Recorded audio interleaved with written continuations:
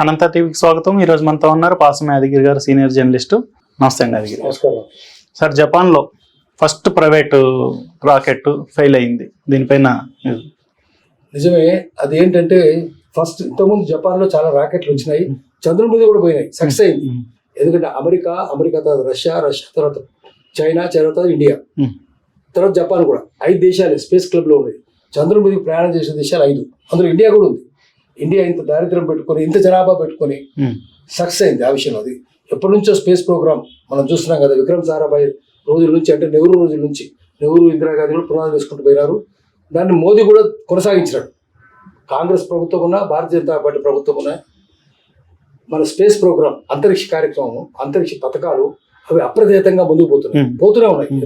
వాళ్ళు చేసిన పునాదిని వీళ్ళు కూడా కొనసాగిస్తున్నారు, దాన్ని దృఢపరుస్తున్నారు కూడా. అయితే ప్రైవేట్ జరిగింది, ఇండియాలో ఇంకా ప్రైవేట్ జరగలేదు ఎప్పుడు. చైనాలో అయితే అంత మొత్తం గవర్నమెంటే, రష్యాలో కూడా గవర్నమెంటే. అమెరికాలో NASA, north American space agency వాళ్ళు చేస్తున్నారు. విచిత్రం ఏంటంటే నాసాకు హైదరాబాద్ నుంచి, అనంత్ మైక్రోట్రానిక్స్ నుంచి చాలా, హైదరాబాద్లో బెంగళూరులో వాళ్ళకు ఉంది అనంత్ మైక్రో, హైదరాబాద్ ఆయన పావులూరు సుబ్బారావు గారు స్పేస్ సైంటిస్ట్, ఆయన సప్లై చేస్తున్నాడు నాసాకు. మన ఇస్రో కూడా సప్లై చేస్తున్నాడు. ఇస్రో కూడా ప్రైవేట్ పార్ట్స్ తీసుకుంటుంది, కానీ అంత ప్రభుత్వ ఆధ్వర్యం నడుస్తుంది. అయితే ఇండియాలో సక్సెస్ అయింది. ప్రైవేట్ ఎప్పుడు జరగలేదు కాబట్టి మనకు తెలియదు ఎట్లుంటుందో. మొట్టమొదటిసారి ప్రైవేట్గా జపాన్ వాళ్ళు చేశారు. చేస్తే అది ఫెయిల్ అయింది. 5 సెకండ్లే అది అంతరిక్షంలోకి పోయింది. పోగానే మొత్తం పేలిపోయింది, అది ఫెయిల్ అయింది. అది ప్రైవేట్ ఫెయిల్ అయింది, గవర్నమెంట్ సక్సెస్ అయింది. సో ఎక్స్క్లూజివ్ స్పేస్ క్లబ్, ఆ క్లబ్లో, స్పేస్ క్లబ్లో 5-6 దేశాలే ఉన్నాయి. 5-6 దేశాల్లో ఈ మధ్యన పాకిస్తాన్ కూడా వచ్చింది, వాళ్ళు కూడా కొన్ని సక్సెస్ అయినాయి. అన్ని సక్సెస్ అయిందని చెప్పలేము. పాకిస్తాన్ది ఇండియాతో పోటీ ఉంది కాబట్టి, ఇండియాతో న్యూక్లియర్ ఎనర్జీలో, అణువిద్యుత్తులో కూడా, బాంబుల విషయంలో కూడా పోటీ పడుతున్నారు పాకిస్తాన్. అదేవిధంగా స్పేస్ విషయంలో కూడా పోటీ పడుతున్నారు. అయితే ఇండియాకు చాలా దూరంలో ఉన్నారు వాళ్ళు. అక్కడ ఒకటి ఇక్కడ ఒకటి విజయవంతమైనవి పాకిస్తాన్ కూడా. కానీ ఇండియా 5-6 దేశాలు పోల్చుకుంటే ఇండియా ఎక్కడో చాలా ముందు ఉన్నది. అంటే అమెరికాతో, ఇంగ్లాండ్తో, ఇంగ్లాండ్ ఇన్ని దేశాలు ఇన్నేళ్ళు పరిపాలించింది కదా, 200 ఏళ్ళు పరిపాలించింది మనల్ని. వాళ్ళు చేసిన స్పేస్ ప్రోగ్రామ్ అన్ని ఫెయిల్ అయింది. ఇంగ్లాండ్ చాలా గొప్ప దేశం అని చెప్పుకుంటారు. 2 ప్రోగ్రాంలు ఉంటాయి. ఒకటేమో రాకెట్స్ ప్రోగ్రామ్, అంటే ఉపగ్రహాన్ని అంతరిక్షంలో పెట్టేది, అది జియో సింక్రనస్ ఆర్బిట్. అంటే భూమి నుంచి 36,000 37,000 కిలోమీటర్లు, 56,000 కిలోమీటర్ల దూరంలో ఉంటే, అంత దూరంలో పెడితే, దాదాపు 60 అనుకుందాం, 60,000 కిలోమీటర్లు, అంత దూరంలో మీ ఉపగ్రహం ఉంటే భూస్థిర కక్ష, భూమితో సమాన వేగంగా తిరుగుతుంది. ఇండియా మీద పెట్టాలనుకోండి, అక్కడ స్థిర పెడతారు, దాన్ని పార్కింగ్ అంటారు. అక్కడ పార్క్ చేస్తారు ఆ శాటిలైట్ని, ఉపగ్రహాన్ని. భూ సమాన కక్ష, అది భూమితో సమానంగా ఉండాలంటే అంత ఎత్తుగా ఉండాలి. 56,000 కిలోమీటర్ల దూరంలో ఉండాలి భూమి నుంచి.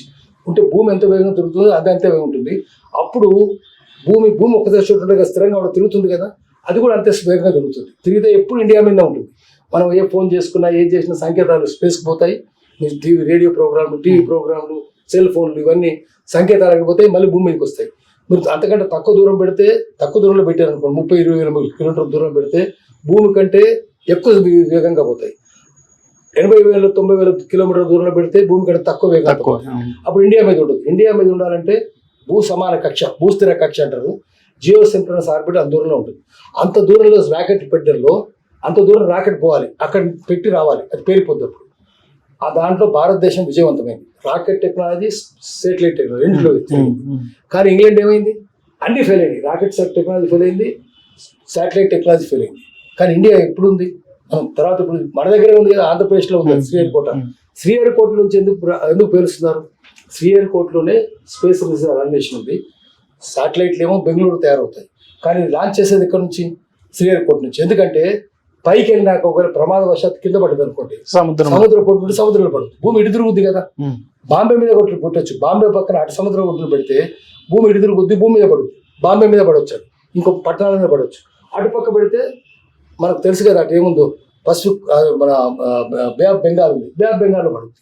సో అందుకని శ్రీహరికోట అటుపక్క చూసి పెట్టారు. అంటే దాంట్లో ఎంత జ్ఞానం ఉంది, గొప్ప జ్ఞానం ఉంది కదా.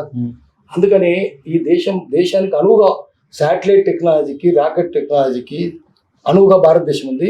దాన్ని పూర్తిగా వాడుకుంటున్నారు. జపాన్ ఫెయిల్ అయింది, మనం సక్సెస్ అయినాము. అది లూనార్ మిషన్ సక్సెస్ అయింది, చంద్రుడి మీదకి పోవడం సక్సెస్ అయింది జపాన్.